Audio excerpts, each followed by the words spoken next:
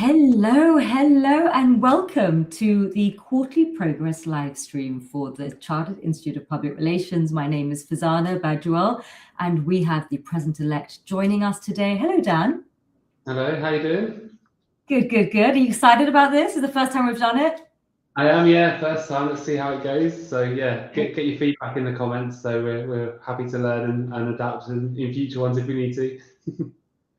Okay, so first of all, we are going to be using this wonderful live stream in order to inform and also to bring in some interesting guests. We're going to let you know a little bit about the work that's been happening across the 4 strategic pillars, also bringing in some volunteers, networks, news, behind the scenes initiatives, and then this will hopefully be a quarter roundup of what everyone's been up to in January, February and March. Brilliant. And yeah, as I say, first one, so please leave comments. And what we'll do, if you've got questions as we go as well, please leave them in the comments box. We'll try and answer as many as we can. But for now, let's get started with our first pillar. Fantastic. And Dan, our first pillar is building a diverse and collaborative community. And we are thrilled to have Avril Lee, who is the chair of the CIPR's Diversity and Inclusion Network, join us. Hello, Avril. Thank you so much for joining us today. And you're going to talk us through, Avril, some of the recent changes that's been going on. Can you hear us okay, Avril? I'm sorry, guys. I can't hear you at the moment. I could hear you earlier, but it's gone. Can you hear me? Yes, we can hear you. But shall I just talk a little bit about the EDI? Yeah, let's use sign language. Training. Well, let me talk for a little bit, and then maybe you can message me. I'm not sure what's happened there. I don't know if you introduced me, but I'm the chair of the CIPR's Diversity and Inclusion Network, and I'm also the chair of the Taylor Bennett Foundation. For those of you that don't know us, we're the only charity working in comms to improve BME representation. My day job is healthcare and corporate comms consultant. So that's me in a nutshell. And to talk about the training, well, I really hope you all embrace the training. I've been working in this area now for over 10 years, and I think it's a really great step for the CIPR to make EDI training mandatory in a good way, right? The resources available are really comprehensive, providing insights into the wide range of areas that EDI encapsulates, and in a range of formats, from everything from, a short form article to a guide to on-demand training, webinars, you name it. So really, there's something for everybody in terms of, your interest level, your level of understanding, but also the time you have available. So it's really flexible and easy. You're talking about 5 points. It's not a big ask, but it is something that's really important, because where our industry stands today, EDI should inform everything we do as comms practitioners. It's so essential for moving the industry forward, because it covers 2 really key points. One is building an inclusive culture in our industry. So everybody with talent who can come in and join our community and progress and excel and grow their careers. And the other part of it is, by bringing people who are more diverse in, we drive diverse thinking. And through diverse thinking, we create better understanding, better insights, better work, better engagement. And through that, we grow our industry and the impact that it brings. So at the core, it's about understanding, reaching and engaging broad audiences in a better way, more effectively. And that means better work, better impact and better business. And that's even more vital in the world we're facing today. And so go and have a look at the CIPR database. You can search under CIPR EDI. And like I say, there's things for fundamentals such as EDI basics, there's a guide on that, but there's also a training module on demand on inclusive language. But there's also elements like understanding bias, behavior and culture. There's also accessibility, and there's also things like workplace inclusion and inclusive leadership, as well as a range of other areas that are covered as well. And like I say, in a range of formats. And for me too, what I find really important is there are some insights from people who have lived experience and professional experience of the challenges if we don't address inclusion that our industry is going to face. And for those, a lot of that content comes from Influence, so it's very newsy, it's very short format, it's very easy to have a read, and it covers the breadth of inclusion. So there's things that look at ageism in the industry, There's cultural intelligence and fluency for future leaders. There's an article from Shiraz Gulsha from People Like Us, if you know that organisation, a fantastic organisation, talking about the need to close the gap on diversity and how it can help our industry. And there's also things like allyship in the workplace for LGBT community, etc. So I don't know how much more time I've got, but hopefully I've infused you. There's lots of things to cover, lots of different formats and lots of flexibility that should make it easy for you. But I really encourage you to do it because it's something we should just all have in mind as we go forward and try to be the best communications practitioners we can and move our industry to a place that reflects modern Britain and enables us to do the best work we can do. Brilliant. Thank you so much, Avril. You are. And one thing I should learn is sign language, right? That's a learning for me on the inclusion point. But thanks, guys. Really enjoyed it. Thank you. Now, Avril, what a professional. I mean, I think she just embodies everything, you know, that is a good PR person. You get hit by a crisis, sound doesn't work, we're on a live stream, and she leans straight into it, you know, knows what to do. Just impressive. So grateful. Dan, what do we have next? So next we've got chartership and lifelong learning. So we've got two stories here, and I think you're going to talk us through the first one, aren't you? Yes. Okay. So the first one is career support webinars. So I've got a long list I'm going to share with you. So number one, what we're doing in terms of supporting careers. So first, there's a cross-group collaboration from 7 CIPR regional and sector groups. We've got the East Anglia Group, Midlands Group, Yorks and Links, Health, Not-for-Profit, Public Services, and the STEM Group. So they've all come together to collaborate. And what we're giving is free expert-led career webinars. And that's going to be covering really important subjects like redundancy, transitioning careers with confidence, handling job searches, and more.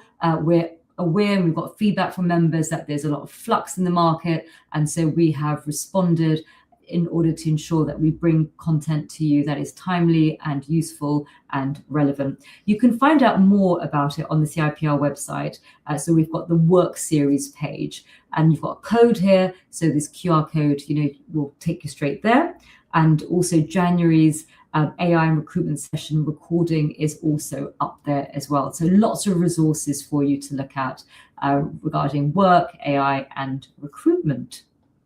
Back to you, Dan, for story number B, about Chartered Week. What's going on?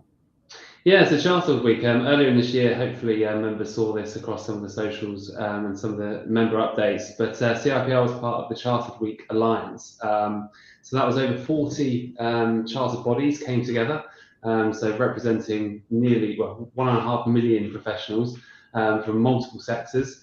And they jointly wrote to the Secretary of State for Work and Pensions. And part of the ask and part of what they were trying to do through that campaign was to demonstrate the value of chartership.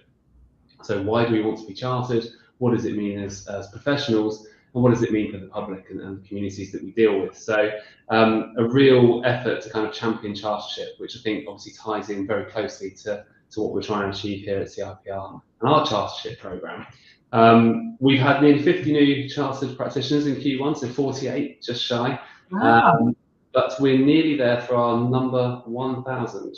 So at some point this year, we will have our 1,000th chartered member. So somebody is going to get that lucky number and be that person that's taken us to that next stage. So I think that's remarkable growth, really. I think, you know, I've been chartered for a while. I think, you know, it was back in the early years where there was a couple of hundred. So it's really progressed and really working and getting more practitioners chartered, which is great. And I think the thing that I liked about the campaign was that it was all around those professional standards, really. So why are we here? Why are we making sure that we follow a code of ethics and we're, you know, professionals and we're learning all the time? I think some of the things that Avril talked about before around EDI and how we reach different communities and communicate effectively, that was all part of what we were talking about and how Charter can really cut through and be a real badge of honour for people in this sector. I like that. And Dan, when you went for Chartered, were you nervous?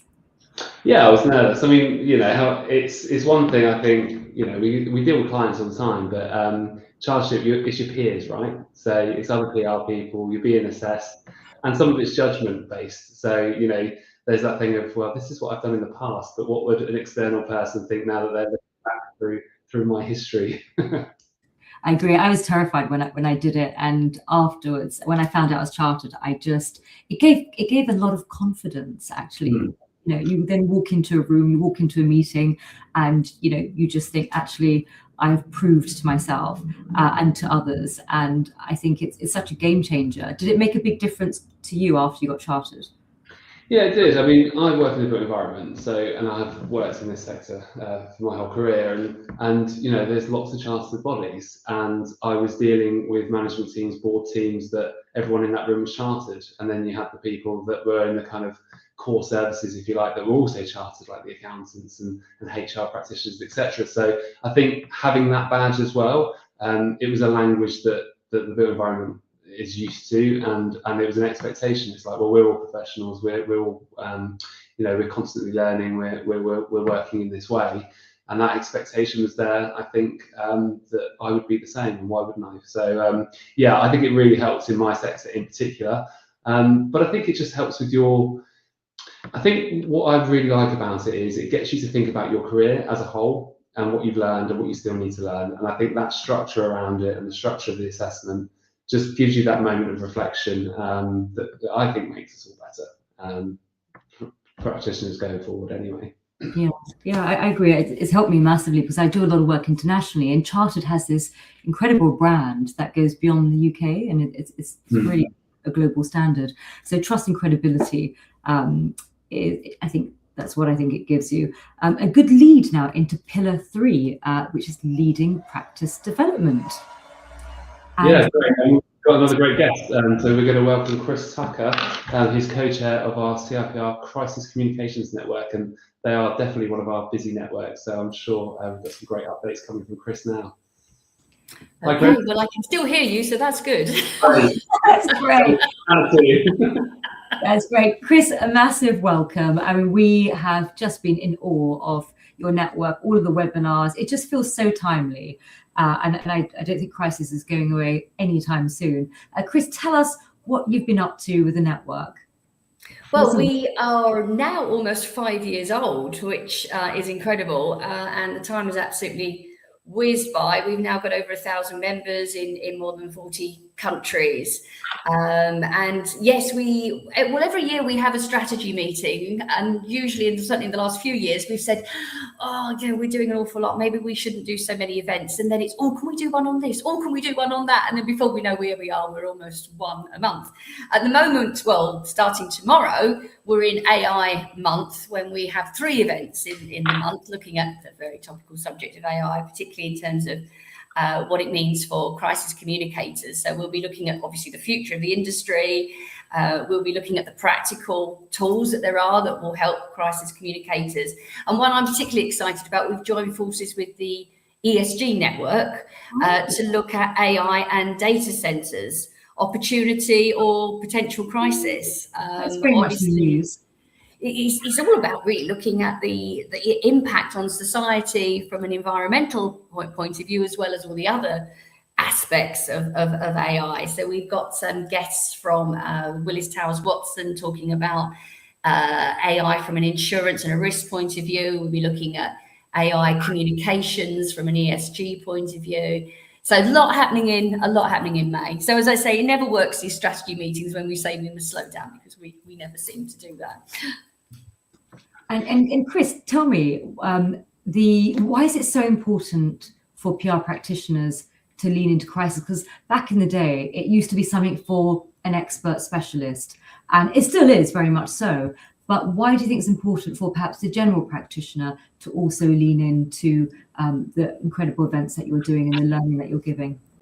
Well, we always sort of say, really, as PR professionals, we kind of earn our stripes, as it were, when we get involved in helping our organisations handle crises. And I think there was particularly a time around about COVID, when for many organisations who perhaps hadn't appreciated before what we had to offer, they really started to appreciate it then. So I think PR professionals dealing with crises, all PR professionals, in the way that you say, Fazana, not just specialists boutiques as you might think, but we all need to have those skills. I think organizations who hadn't got it before began to get it around about that time. I think as you were saying when you started speaking, there's just so many crises happening at the moment. Although one of the things that we were looking at recently, we interviewed Tony Jacks, who is one of the leading thinkers, and he was saying we've got to distinguish between issues and crises. They are actually very different. And he used this analogy: with an issue, you could steer the ship away from the iceberg potentially. But with crises, you've hit the iceberg and you're in damage limitation, damage mitigation. And I think it's really important for us as PR professionals to recognize that difference between the two, to watch out for the existential threats, the iceberg that we've hit, but also work with our organizations to steer the ship away, when and if we can. I think that's a great distinction between the two. And I think, it does feel that obviously things are more unstable, and organizations, I think, are under, a lot of pressure just from an economic perspective before, anything happens between the people that they're communicating with. So it can feel that it's a bit harder at the moment, maybe, or crises are just coming out of nowhere, or an issue coming out of nowhere. How can practitioners prepare more effectively, Chris? Well, I think it's about getting, obviously you would expect me to say this, but I think it's actually getting easier with organizations now realizing how this works, getting ahead of it. So a lot of what I'm doing now in my private practice is reputational risk identification, management, mitigation, and so on. So it's really getting ahead of the crisis by sitting down with organizations and thinking through what are the potential risks into crises that we face. So my recommendation, I say this to anyone I'm talking to, is find out who creates, owns, and manages the risk register in your organization. Find out who they are, get to know what they're doing, and make sure they understand that the risks they've identified will have reputational implications, and you can help them with that. But also, what I find with many organizations is they've missed the reputational risks, that the bread and butter of what we deal with as PR professionals. So they will really welcome you helping them on both those fronts. So I think getting ahead of it as much as you can with your organizations is just so important, and clients as well, obviously. I wanted to ask Chris, I've noticed that a lot more boards are looking for non-executive directors with a PR background, because they really want somebody that can identify issues, mitigate, and also be a steady hand when there is a crisis. Are you beginning to find that as well happening? Because I've noticed the last couple of years I've started seeing these NED sort of job descriptions, and they're focused on people with comms experience. Yeah, no, you're absolutely right, Faizana, and it's a great opportunity for us as PR professionals as well. And I think if you look at the typical board director, an executive board director, or particularly a CEO, if you look at their contracts now as opposed to sort of years ago, so much more of what they're being expected to do is around reputation, is around communication. So it's hardly surprising that they're now looking for support on the boards to actually help them do that. So I think you're absolutely right. And also organizations are recognizing now and, actually putting a monetary value against reputation. So that gets it much more on the agenda. But there is that recognition, therefore, we need some outside help. And one of the other things we're doing at the network, in actual fact, around about sort of late June, maybe early July, we're publishing a guide for boards on reputation and crisis management and crisis comms. What does good crisis communication look like if you are running a board? So our previous guides have been much more aimed at PR professionals, but this one's aimed a little bit more actually at the executives and the directors. So we've kind of picked up, and you're absolutely right, Faizana, for us as senior PR professionals, as we go through our career, I think this is a great opportunity for us to embrace. That's fantastic. I mean, it sounds, Chris, that there is a lot there for members. And I mean, you've got your AI month, you've got that guidance coming, and I think, it sounds like you guys are really busy and keeping things going. So thank you for that. And I think, Faizana, it moves us on to nicely our next pillar, because the board's guide is that kind of advocacy piece, right? Absolutely. And advocacy is so important, not only within the PR industry, but advocacy outside of the PR industry. So people understand just how complex the work is of the PR professional, and they don't just think PR is media relations, which is my personal pet peeve. So now we're going to talk about who gets to shape the rules of the conversation, and we're going to talk about lobbying. So lobbying is an area that, Dan, I mean, you and I have been in so many conversations with the CIPR. I must say the CIPR team have been working for years on their campaign for lobbying. And sometimes, you know, you get this opportunity, this window of opportunity where actually other stakeholders, like, you know, the sort of senior voices in the government start to lean in. And so what we have here is, you know, is a great confluence of timing and the groundwork that the CIPR have been painstakingly doing for, you know, for ensuring that there is an awareness of the need to reform lobbying. Now, over to you, Dan. Could you tell us what they have been up to? Yeah, absolutely. And like you say, Fazana, I think it's been a long time, really. I think it's been a few years that the CIPR has really concentrated on this lobbying story, or this campaign, this lobbying for good lobbying, as it's been referred to. So, yeah, Q1. So earlier this year, so the Prime Minister ordered an urgent Ethics and Integrity Commission to review lobbying and how transparent lobbying was. Or is rather, and it's a moment, as I say, CIPR has been working on for a long time, and I think has done lots of research in this space, but also identified lots of partners and other organisations that we can work with to push this message forward. And I think, obviously, without going into the depths of the story and the politics around it, but the kind of Mandelson story earlier in the year and the story around Palantir. Those revelations have been the trigger. I think that's the point now where it's like, okay, this has come higher up the agenda, and the government obviously wants to be seen to be addressing this issue. So that public urgency, like you said, Fazana, that makes things happen, right? So that's kind of where we are. So I think one of the big success points for CIPR was former Prime Minister Gordon Brown actually cited the CIPR research No Rules Britannia in a Guardian op-ed, which is just incredible to see, and to see that piece of research and documentation done, you know, being talked about in the national media by a senior ex-politician that's got that gravitas and is having that conversation. So within days of that piece, that's when we got that first confirmation from the government that they will look closely at lobbying and the rules on lobbying.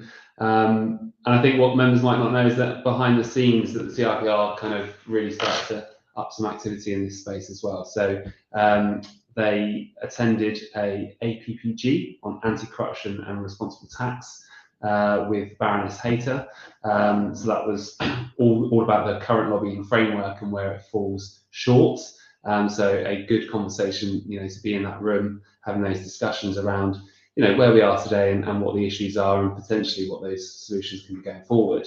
And I guess the next piece of work really is that the CIPR is continuing this engagement on the EIC review. So the team have already given evidence and is continuing those conversations with the kind of aim that there'll be some, you know, a report on lobbying reform in May, so only next month, and then who knows, whatever's in that report, it will have some recommendations, and then it will go to the next stage, and hopefully some actual change will be in the offing.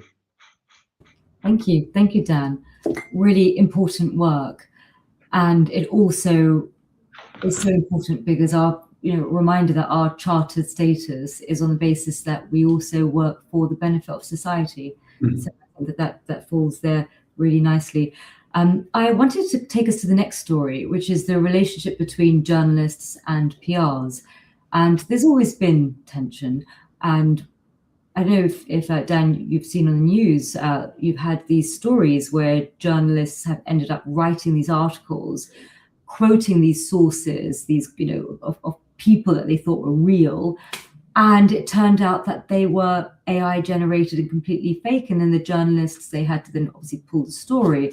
and it sort of created that distrust between journalists and PRs, thinking, well, if PRs are pitching to them, how do they know that the quotes that they're giving, that the case studies that they're giving are even real? And you couple that with the fact that journalists have really watched their sort of budgets sort of go into decline, their newsrooms are reducing, so they rely more and more on PRs and the assumption that what the information they're giving them is correct, as opposed to the old days where, I mean, when I first came into PR 16 years ago, there used to be like fact checkers and researchers, and you've seen the sort of the teams of journalists sort of reduce, and then you have a story like this. So what did we do? So the Chartered Institute of Public Relations and the Chartered Institute of Journalists, they got together and they issued a joint statement after IPSO, which is the Independent Press Standards Organization, ruled that a major news publisher article breached the editor's code on accuracy. And the wider context is, as we know, the rising misinformation and disinformation, which is with intent, the shrinking newsrooms, AI-generated content that looks so real, and then fake experts, gaming coverage, all they undermine that confidence in legitimate ethical PR practice. So joint asks of members is really, to both journalists and PRs, to interrogate sources, ensure, especially the opaque and dubious ones, apply the highest level of diligence on sensitive and human interest stories, stay alert to deep fakes, and just reinforce the PR's position as an active steward of the information ecosystem alongside journalism, that we work hand in hand with journalists to ensure that the ecosystem of information is one where truth holds. Dan, what were your thoughts when you read the story? Yeah, I mean, well, I think I was quite cross about it, to be honest. I mean, it doesn't do our profession any favours. And I think, it's the next step. We saw stories years ago of, it would be a member of staff within a PR agency would be in a case study, or it would be a family member or a friend. And, these called us into a bit of disrepute back then. And this is like the next step on that, right? If you're doing it, you're not, as far as I'm concerned, behaving professionally or ethically. And it damages not just you as an individual, but it damages the wider sector. It's bad for all of our reputations if this kind of activity is going on. I speak with journalists regularly, obviously, and I think what's really interesting is that you speak to editors and see what's happening and what they're seeing, and they're like, look, we're just blacklisting domain names, for example, right? So if your one member of staff does something and it's that AI content goes out the door, your whole agency's just been blacklisted, right? And that's it. You're not going to deal with those journalists ever again. So it's really short-sighted for that small hit of coverage in a short term, and it's not professional and it's not ethical. So there's just literally, I can't see any logic for doing it apart from you just trying to cut a corner. But that's not who we are, right? And that's not what we're trying to achieve. Absolutely. Thank you, Dan. And thank you to Avril and Chris and everyone for tuning in. A shout out to Marvin Nolasco, who sent a message that he's tuning in, which was lovely. Excellent. Well, I mean, for those obviously that have joined us, thank you very much. And for those that haven't, this recording will be made available. So we will be sharing it on LinkedIn and YouTube. So if you're watching and you want to share this with colleagues, please do. And we will be sharing the dates of the next quarterly live very soon. But in the meantime, Fazan, I think if anyone's got any feedback after they've watched it, please get in touch in the comments, right? Yeah, great. Thank you. Nice to see you. Catch you soon. Bye-bye.